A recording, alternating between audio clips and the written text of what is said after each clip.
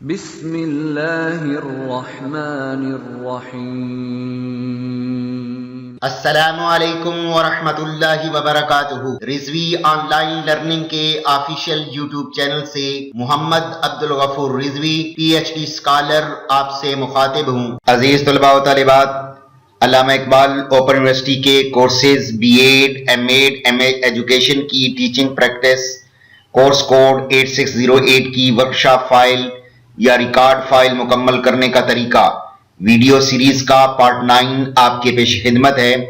इस वीडियो में employee master file creation form fill up करने का तरीका बताया गया है। वीडियो शुरू करने से पहले आपसे गुजारिश है कि अगर आप इस चैनल पर नए हैं तो बराए करम इस वीडियो को सब्सक्राइब कर लीजिए और बेल आइकन को दबाते हुए ऑल का ऑप्शन सेलेक्ट कर लीजिए ताकि हर नई आने वाली वीडियो आपको मिल सके।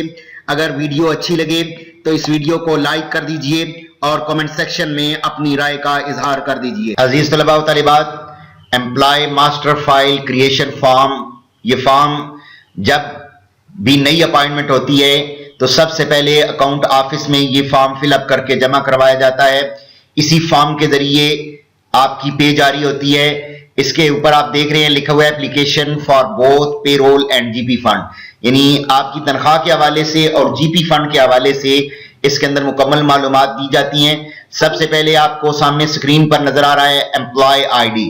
वो मैं पहले भी एक वीडियो में अर्ज कर चुका हूं कि ये पर्सनल नंबर होता है और ये जो है वो अकाउंट ऑफिस वाले ही जो है वो जारी करते हैं। जब आप इसको अप्लाई करते हैं तो उसके बाद आपको पर्सनल नंबर जारी किया जाता है जो आपका जाती नंबर होता है और उसी पे आपका डाटा जो है वो सर्च किया जा सकता है। अब सबसे पहले आपने लिखना है ऑफिस ऑफ दी HM, जो भी हेडमास्टर है यानी जो भी आपका स्कूल है तो उसका हवाले से आपने लिखना है। मैंने यहां पे लिख दिया है कि HMGHS Lahore for the month of March 2022। अब देखें DDO कोड है तो DDO कोड जो है पहले भी मैं अर्ज कर चुका हूं कि ये 6 हिस्सों पर मुश्तमिल होता है, जिसमें 2 कैपिटल लेटर्स होते हैं और 4 जो है वो नंबर्स होते हैं। तो ये आपको सामने स्क्रीन पे नजर आ रहा है कि मैंने यहां पे लिख दिया CY 1 2 3 4 और जो फॉर्म की जगह पे मैंने जो है वो खाली छोड़ दिए हैं कॉलम, वो आपको लिखने की जरूरत नहीं है। सिर्फ ये जो जरूरी चीजें हैं वो यहाँ पे आपने लिखनी है। नेक्स्ट जो है पर्सनल एक्शंस में इंफॉर्मेशन है आपकी। सबसे पहले डेट ऑफ एंट्री, यानी आपकी एंट्री इन सर्विस जो है वो कौन सी है, तो वो एक डेट मैंने डाल दी है 13/2/2010। अब आपने अलग अलग खाने में एक एक करके हिस्सा लिखना है। मैंने इस फॉर्म के अंदर चूंकि वक्त की कमी के बायस इतना टाइम नहीं है तो इस वजह से अगर अलग अलग मैं लिखता तो उसमें टाइम ज्यादा लगता। मैंने एक जगह लिख दिया है। आपने हर हिस्से को अलग खाने में लिखना है।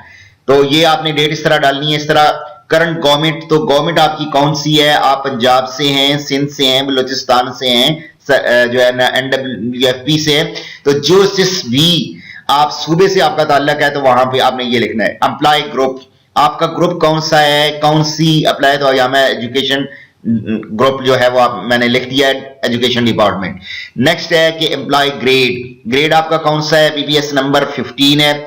इस तरह एम्प्लॉय CNIC नंबर, यहां पे आपने अलग अलग खानों में अपना नेशनल ID कार्ड नंबर जो है वो लिखना है। उसके बाद डेट ऑफ बर्थ, वो भी आपने, मैंने जिस तरह से 10/6/1990 लिख दिया है, आपने अलग अलग खाने में इसको लिखना है। नेक्स्ट है कि आपकी जो है ना वो न्यू अपॉइंटमेंट है, इस खाने में आपने न्यू अपॉइंटमेंट का जिक्र करना है कि आपकी नई अपॉइंटमेंट हुई है, आप एज ए काउंट ऑफिस में अपना इंदराज करवा रहे हैं। तो इस तरह ये जो पहला हिस्सा है आपने मुकम्मल करना है। नेक्स्ट आपका पार्ट है जिसके अंदर आपने अपनी पर्सनल इंफॉर्मेशन देनी है।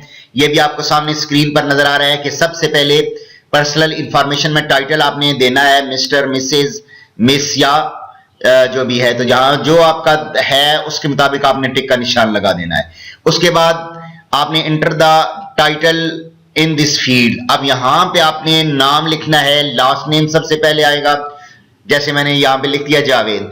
आपने अलग अलग खाने में हर कैपिटल लेटर को और कैपिटल लेटर्स में आपने इसको लिखना है। आपने जो है वो स्मॉल लेटर्स यूज नहीं करने। पहले आपने सेकंड नेम लिखना है, फिर फर्स्ट नेम लिखना है। उसके बाद फादर या हस्बैंड नेम आएगा, अगर फीमेल है तो, अगर वो मैरिड है तो उसका जो है वो हस्बैंड नेम आएगा, वरना फादर नेम आएगा। उसके बाद डिस्ट्रिक्ट ऑफ डोमिसाइल आपने लिख दिया चकवाल और Punjab, city of birth Chakwal लिख दिया, स्टेटस आपने लिख दिया मैरिड, और डेट ऑफ मैरिज, अब यहां पे डेट ऑफ मैरिज भी आपने लिखनी है। इसका असल में मकसद ये है कि अगर आप शादीशुदा हैं तो आपका जो वारिस होगा, या अगर आप मर्द हैं तो आपकी बीवी होगी, अगर आप औरत हैं तो आपका ही शौहर होंगे, तो इस वजह से डेट ऑफ मैरिज जो है वो भी लिखना जरूरी है। प्रोवेंस ऑफ डोमिसाइल आपने पंजाब लिख दिया, नेशनैलिटी पाकिस्तानी, और रिलीजन आपने इस्लाम लिख दिया। नेक्स्ट आपका आएगा ऑर्गेनाइजेशनल जो है वो डाटा आपका आ जाएगा, DDO code new cost Hunter. अब ये है कि अगर तो न्यू कॉस्ट सेंटर है तो आपने लिख देना डीडीओ कोड, सामने जो है वो नजर आ रहा है आपको, मैंने अगले खाने में लिख दिया है कि CY 1234। इसके अलावा डिस्ट्रिक्ट आपने लिख दिया चकवाल, यहां पे आपने जो है वो बताना है कि गस्टेड हैं या नॉन गस्टेड हैं। तो चूंकि ये टीचर नॉन गस्टेड हैं लिहाजा हम यहाँ नॉन गस्टेड पर टिक का निशान लगाएंगे, और पंजाब गवर्नमेंट, ये सारी गवर्नमेंट्स का जिक्र किया गया, हमने पंजाब गवर्नमेंट पे टिक का निशान लगा दिया है। इस हिस्से में आपने यही जो चीजें हैं वो फिलअप करनी है। नेक्स्ट जो पार्ट इसका आ रहा है उसमें एड्रेस के हवाले से इंफॉर्मेशन है। ये सामने देखिए आपको स्क्रीन पर नजर आ रहा है कि सबसे पहले आपने लिखना है कि परमानेंट एड्रेस, यानी आपका वही सेम है जो कि यहाँ पे लिख रहे हैं। नेक्स्ट जो अगला खाना बना हुआ है उसमें है कि अगर उसमें के अंदर चेंजिंग है तो मैंने पहले पे टिक का निशान लगा दिया है। अब VPO बलकसर नियर पोस्ट ऑफिस एक मैंने एड्रेस लिख दिया है, लेकिन यहाँ पे हाउस नंबर, स्ट्रीट नंबर जो है, पोस्टल कोड आपने 48 चकवाल का मैंने लिख दिया है, सिटी चकवाल लिख दिया है, डिस्ट्रिक्ट भी चकवाल लिख दिया है, प्रोविंस आपने पंजाब लिख देना है, और यहाँ पे आपने अपना कॉन्टैक्ट नंबर देना है। जो आपका कॉन्टैक्ट नंबर है वो आपने यहाँ पे देना है, और ये मैं बार बार आपको बता रहा हूं कि मैं ऊपर लिख रहा हूं, इसको आपने इन खानों के अंदर कैपिटल लेटर्स में ये सारी इंफॉर्मेशन जो है वो फिलअप करनी है। कंपनी हाउसिंग है, यानी नो यहाँ पे मैंने कर दिया है कि आप हाउसिंग जो है वो नहीं ले रहे किसी कंपनी से, तो इस वजह से आपका जो है वो हाउस रेंट आपको मिलना चाहिए। तो इसके लिए आपने इस पे यस या नो करना है। अगर यस करेंगे तो आपको हाउस रेंट नहीं मिलेगा, फिर वो आपको किराया मिलेगा। तो इस तरह इस हिस्से को आपने जो है वो मुकम्मल करना है। नेक्स्ट इसका जो पार्ट है वो बेसिक पे के हवाले से है कि आपने पे की इंफॉर्मेशन देनी है। अब यहाँ पे वेज टाइप, डिस्क्रिप्शन और अमाउंट, ये तीन चीजें आपने लिखनी है, और ये किसी भी आपकी जो स्लिप है, पे स्लिप, उसके अंदर ये टाइप सारी लिखी हुई है, जितने भी अलाउंसेज हैं, बेसिक पे है, मेडिकल अलाउंस है, कन्वेंस अलाउंस है, इसके अलावा दीगर जितने भी अलाउंसेज हैं उन तमाम जो है का इंदराज आपकी पे स्लिप पे होता है। और उसके मुताबिक जाहिर है कि जब नई बंदे की अपॉइंटमेंट होती है तो उसके मुताबिक उसकी जो है वो पे फिक्स की जाती है। तो उसके अलाउंसेज सबसे पहले वो फिक्स करते हैं मैनुअली, और उसके बाद इस मास्टर फाइल पे जो है वो लिखकर अकाउंट ऑफिस में जमा करवाए जाते हैं, तब जो है वो पे जारी होती है। तो आपने इसी तरह ये जो कोड है ये मैंने एक स्लिप से देखकर ही लिखे हैं कि आपने कोड इस तरह लिखने हैं, बेसिक पे, और फिर आपने अमाउंट लिख देनी है, और इस तरह टोटल ये जितने भी आपकी बेसिक पे है और जो अलाउंसेज हैं वो आपने इस पार्ट पर लिख देने हैं, और बाकी ये जो ऊपर वाला ऐसा ही आपने छोड़ देना है, ये अकाउंट ऑफिस के यूज के लिए है। नेक्स्ट जो इंफॉर्मेशन है वो है बैंक डिटेल के हवाले से। सबसे पहले आपने बैंक ब्रांच जो है बैंक की, ये आपने लिखना है, यानी एक तो आपने बैंक का नाम लिखना होगा और दूसरा उसकी की लिखनी होगी, ब्रांच कोड, वो मैंने यहाँ पे लिख दिया है। पोस्टल कोड आपने फिर जो है वो उस इलाके का देना है, सिटी आपने लिख दिया, और बैंक अकाउंट नंबर ये आपने ज़हन में रखना है कि अकाउंट नंबर अपना सही देना है, क्योंकि इसी पर आपकी पे जो है वो जारी होनी है।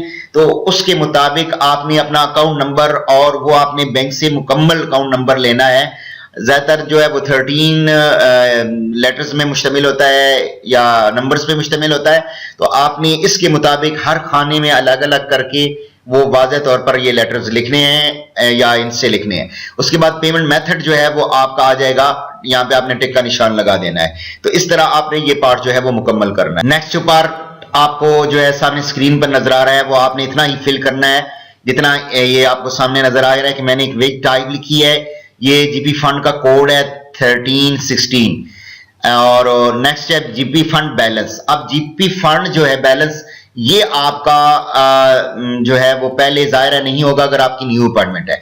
अगर आपकी प्रमोशन वगैरह हुई है और आप दोबारा जो है ये फाइल जमा करवा रहे हैं अकाउंट ऑफिस में, तो फिर आपका बैलेंस होगा और वो आपने लिखना होगा। एक जो चीज जो है यहाँ पे मैं नहीं कर सका, वो बहुत जरूरी है कि इंटरेस्ट अप्लाइड, यानी यस या नो, आप इस पे इंटरेस्ट लेना चाहते हैं या नहीं लेना चाहते। इसमें यस और नो जरूर करना है। अगर आप नहीं लेना चाहते तो आप नो पे टिक का निशान लगा दें, अगर आप लेना चाहते हैं तो आप यस पर टिक का निशान लगा दें। नेक्स्ट है जीपी फंड बैलेंस डेट।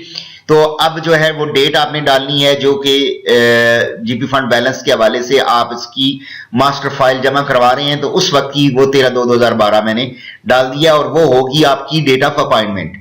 उसके बाद अगर ओल्ड अकाउंट नंबर है तो वो आपने यहाँ पे लिखना होगा। उसके अलावा नेक्स्ट आपका जो आ रहा है वो आ रहा है कि आपकी अपॉइंटमेंट, डेट ऑफ अपॉइंटमेंट कौन सी है, तो वो आपने यहाँ पे लिखनी है। और अगर सस्पेंशन डेट कोई है, अगर दौरान सर्विस कोई बंदा सस्पेंड हो जाता है तो उसके जो पे के प्रॉब्लम्स आ जाते हैं, इस वजह से यहाँ पे उसका इंदराज जरूरी है, तो वो आपने नील लिख देना है अगर जो है वो कुछ ऐसा नहीं है। अगर खुदा न खास्ता कोई ऐसा है तो फिर आपने उसकी डेट जो है वो यहाँ पे डालनी होगी। तो इस तरह ये आपने पार्ट मुकम्मल करना है। नेक्स्ट जो हिस्सा है इसके अंदर कुछ फैमिली मालूमात भी हैं। अब देखें यहाँ पे सबसे पहले अगर previous personal number if any, अगर आपका कोई पहले पर्सनल नंबर था तो वो आपने यहाँ पे लिखना होगा। NTN नंबर ये आपने लिखना है और ये यकीनन अब CNIC ही होता है अगर आपका नेशनल टैक्स नंबर के हवाले से आपकी रजिस्ट्रेशन हुई है। तो यहां पे आपने जो है वो CNIC नंबर या NTN नंबर लिखना होगा। नेक्स्ट आपका एक ऐसा बना हुआ है लीव विदाउट पे। अगर आपने कोई दौरान सर्विस लीव ली है बगैर पे के तो उसका आपने यहाँ पे डेज की सूरत में लिखना है कि 10 दिन ली है, 20 दिन ली है, 100 दिन ली है, तो आपने यहां पे उसका इंदराज करना होगा। कैश सेंटर जो है ये आपने छोड़ देना है। नेक्स्ट आपकी फैमिली इंफॉर्मेशन है। अब इसमें ये है कि रिलेशन सबसे पहले आएगा और वो मैंने देखें कि 2-3 रिलेशन लिख दिए, वाइफ, सन और डॉटर। लास्ट नेम उसके बाद आएगा, उसके बाद फर्स्ट नेम आएगा, उसके बाद जेंडर आएगा, date of birth, city of birth, उसके बाद नेशनैलिटी और एज, उसके बाद एम्प्लॉय टाइप अगर है, अदर नेशनैलिटी है, तो इन चीजों का आपने यहाँ पे इदराज करना होगा। और आपने कम से कम जो है वो 1-2 एंट्रीज यहाँ पे जरूर डालनी है। अगर मैरिड नहीं है, ना जो है अनमैरिड है, तो फिर आपने अपने वालिद साहिब का या वालिदा साहिब का यहाँ पे जो है रिलेशन लिखकर उनकी जो है इंफॉर्मेशन देना होगी। नेक्स्ट जो है वो अनाउंसेस के हवाले से है। वो अनाउंसेस का इंदराज हमने पिछली एक पार्ट में भी कर दिया है। अगर आप यहाँ पे करना चाहें तो यहाँ पे आप जो है अनाउंसेस कर दें और उस पार्ट पे सिर्फ आप जो है वो बेसिक पे लिख दें। तो इस तरह आपने इस पार्ट को जो है वो मुकम्मल करना है। उसके बाद आपकी लास्ट जो है इसका हिस्सा है वो आपको सामने स्क्रीन पर नजर आ रहा है। इसके अंदर आपने सबसे पहले स्टार्ट पेमेंट या स्टॉप पेमेंट, इनमें से किसी एक पर टिक का निशान लगाना है। अगर आप पेमेंट स्टार्ट कर रहे हैं, यानी अगर आप जो है तनख्वाह जारी करवाना चाह रहे हैं तो स्टार्ट पे करेंगे, अगर आप रोकना चाह रहे हैं तो स्टॉप पे लिखेंगे। उसके बाद आपकी क्वालिफिकेशन के हवाले से आ जाएंगी इंफॉर्मेशन। यहाँ पे आपने अपनी इंफॉर्मेशन लिखनी होगी। पहले एकेडमिक लिखनी होगी, ऑब्टेन मार्क्स, डेट ऑब्टेन का मतलब यह है कि रिजल्ट अनाउंसमेंट की डेट आपने लिखनी है और मार्क्स आगे लिखने हैं। इस तरह प्रोफेशनल अपनी क्वालिफिकेशन जो है वो आपकी होगी, उसका आपने इंदराज करना है और यहाँ दाएं कोने पे लास्ट में आपने अपने साइन करने हैं। बाएं कोने पे प्रिपेयर्ड बाय, जिसने तैयार किया है यानी आपका क्लर्क जो है वो साइन करेगा। चेक्ड बाय जो है आपका हेड टीचर जो है वो इसको साइन करेगा। और वेरीफाइड जो है एक्सटर्नल से मुराद होगा कि आपका अकाउंट ऑफिस को वेरीफाई करेगा इन तमाम इंफॉर्मेशन को। तो इस तरह ये जो है वो मास्टर फाइल क्रिएशन फॉर्म जो है वो आपने फिलअप करना है। और जो रिकॉर्ड फाइल है या वर्कशॉप फाइल है उसके अंदर भी आपने इसी अंदाज में जो एंट्रीज मैंने डाली हैं वो आपने डालकर इसको फिलअप करना है। और यहाँ पे अल्हम्दुलिल्लाह इस रिकॉर्ड फाइल का जो मुकम्मल मालूमात थी वो शेयर हो चुकी हैं। अल्लाह ताला अपने हबीब के सदके हम सब के हाल पर करम फरमाए। आमीन सुम्मा आमीन।